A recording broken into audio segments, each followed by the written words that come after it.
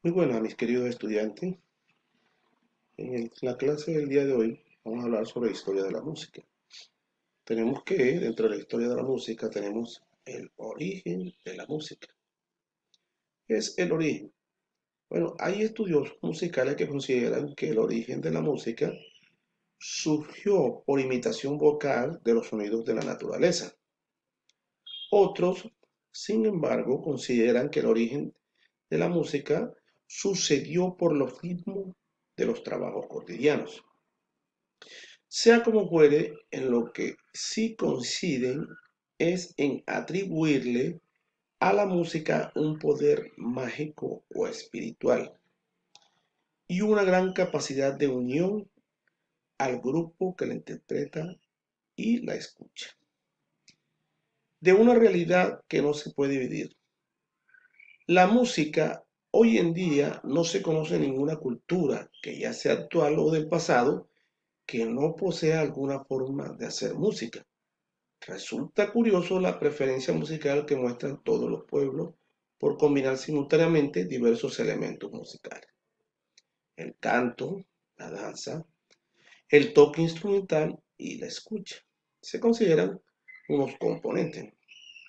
Bueno, tenemos entre los orígenes de la música que Egipto se crea, se cree que los antiguos egipcios hace unos 5000 años conocían algún tipo de escala musical y diversos tipos de agrupaciones instrumentales, ¿no? Mostrando preferencia por el viento y la cuerda. Probablemente se habían cantar varias voces. La influencia egipcia tuvo mucha importancia en el desarrollo de las culturas con las que tuvo contacto. Siguiendo con otras culturas como la de Grecia, la civilización griega hace unos 2500 años debió disfrutar a lo grande cantando largos y bellos poemas sobre sus héroes mitológicos. Los griegos acogieron y desarrollaron de los egipcios una flauta dulce llamada aulo, que se la voy a mostrar más adelante. Muchos términos musicales proceden de la lengua griega, como el pentagrama, coro, orquesta e incluso la propia palabra música. La influencia de Roma. En la civilización romana hace unos 2000 años, la música era un elemento muy importante en la vida, o sea, en la vida social. Su cultura estuvo tan extendida por el mundo que pudieron conocer y escoger los mejores de cada cultura con la que tenían contacto y combinando de mil maneras para al final crear algo nuevo. La influencia romana fue tan grande que durante siglos se habló y se cantó en la lengua el latín, que era la lengua considerada la lengua, o sea, por la religión, ¿no? Como la lengua madre de la música. Acá ahora tenemos, por ejemplo, en la Edad Media, tenemos que la música conocemos en la actualidad tiene sus orígenes en la Edad Media. Se llama Edad Media al periodo que transcurre desde la caída del Imperio Romano en el año 410 hasta el siglo XV, coincidiendo con dos hechos muy importantes, ¿no? La difusión de la imprenta y el descubrimiento de América en el año 1492 por Cristóbal Colón. Bueno, la producción musical de esta época estaba ligada por dos campos fundamentales, que era la música religiosa y la música profana. Tenemos que la música religiosa, la iglesia contaban con un gran poder sobre la sociedad y sobre la música, y por eso la incluyen en las liturgias. Se daba sobre todo en los monasterios, donde los que estudiaban y practicaban la música era el clero, que poseía los mayores conocimientos musicales, así como el material necesario como partitura, libros y etc. La función de la música no era entretener, sino de ensalzar las oraciones que se daban para Dios y la Virgen María.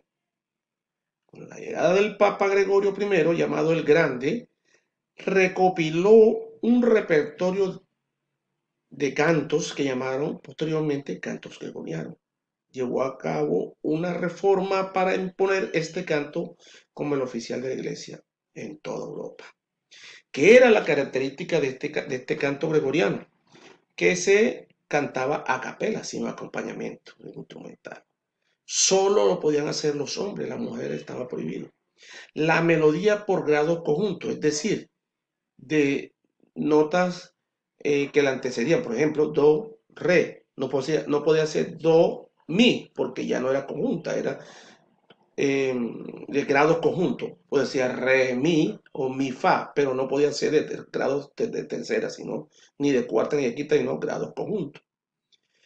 Aparece el tetagrama, que se escribe en 4 líneas.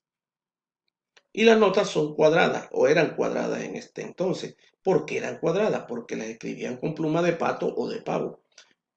Más que de pato, porque el pavo creo que fue por acá, por América.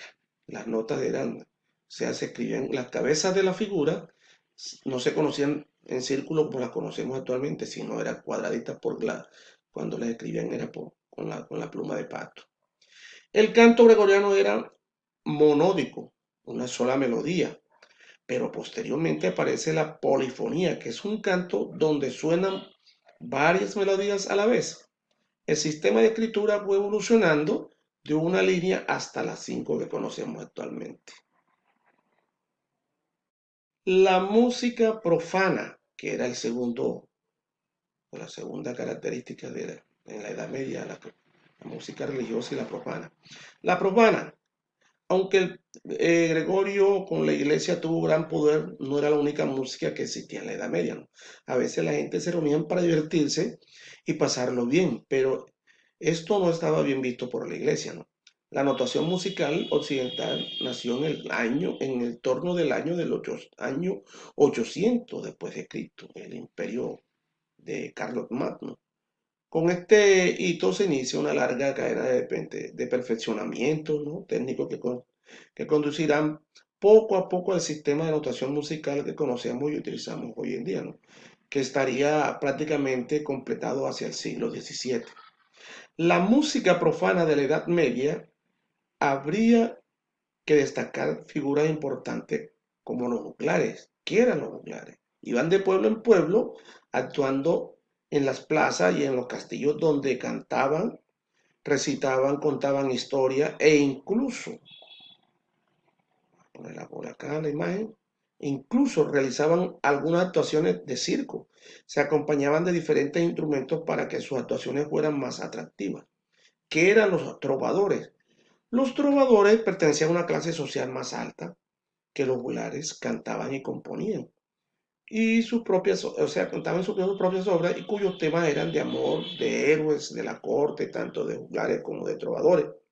Bueno, esto va influyendo para que la sociedad vea que la música debe formar parte de las actividades habituales de los pueblos y de las aldeas. Bueno, aquí tenemos unos ejemplos de instrumentos de cuerda de la Edad Media. Por ejemplo, tenemos el arpa. Claro que no es el arpa que conocemos actualmente, son arpas que han ido evolucionando, ¿no? Tenemos el salterio, que es como una cítara. Son instrumentos de muchas cuerdas. Estos instrumentos se tocaban con los neumas o las con la partitura de notas cuadradas, ¿no? Tenemos la viola, tenemos el orginastrum o sanfoña y tenemos el laúd, que era uno de los instrumentos más sobresalientes en la Edad Media. Miren que la cabeza es como una guitarra, pero completamente doblada. Este es el laúd. Son prácticamente los instrumentos, los principales instrumentos o los antecesores a la guitarra, ¿no? Estos instrumentos evolucionaron y posteriormente como la conocemos ahora la guitarra. Bueno, entre los instrumentos de la Edad Media de viento, podemos conocer este que es más importante en los llamados aulos, que eran como dos flautas que eran pegadas en la cabeza y la tocaba el mismo instrumentista, ¿no? Miren que como son dos gaitas que la tocaba el mismo músico.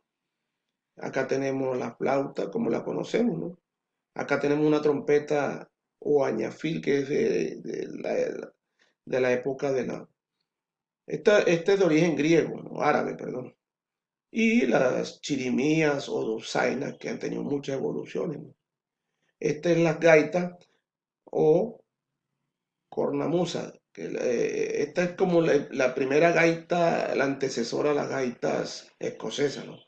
Que se hacen con una bolsa y otros implementos. Y el órgano o portativo. ¿Eh? Entonces, estos son uno de los instrumentos de la Edad Media, los principales instrumentos de la Edad Media. Más que todo tenemos los aulos y eh, los aulos en los vientos y tenemos los laúd ¿cómo es? En las cuerdas. Bueno, mis queridos estudiantes, esto ha sido todo por el día de hoy. Eh, o sea, lo que es el origen de la música y el origen de la música en la Edad Media. Bueno, nos vemos en la próxima. Muchísimas gracias.